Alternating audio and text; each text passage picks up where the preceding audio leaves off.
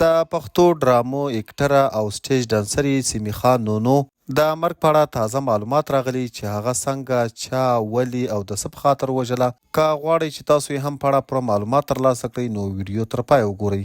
قدرمن دوستانو، پرون چې د پیښور او اسلام آباد په موټروي باندې کوم اکسیډنټ شوی او په هغې کې د پښتو ډرامو مشهوره اداکاره او سټیج ډانسره سیمي خان نونو پکې وفات شوې وه او لور یې پکې سخت زخمی وه.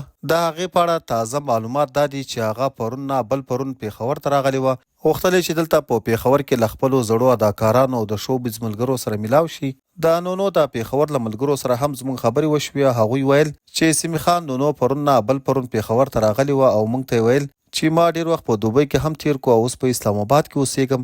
نو په اسلام آباد کې مې زړه ډیر راتنګ شوی او راغلم پیښور ته. غوښتل مې چې له خپلو زړو یارانو او ملګرو سره میلاو شم. د سیمي خان نونو په اړه چې موږ کوم تازه معلومات راټول کړي دي په هغې کې دا ویل شوي دي چې د سیمي خان نونو 3 بچي وو، 2 زامن او 1 لور وه. ویل کېږي چې بله ورځ دا چې له اسلام آباد نه پیښور ته راتله نو لور یې هم له ځان سره راوستې وه او بیا یې لور په لاره کې په مردان کې کوزه کړې وه او دا خپله پیښور ته راغلې وه.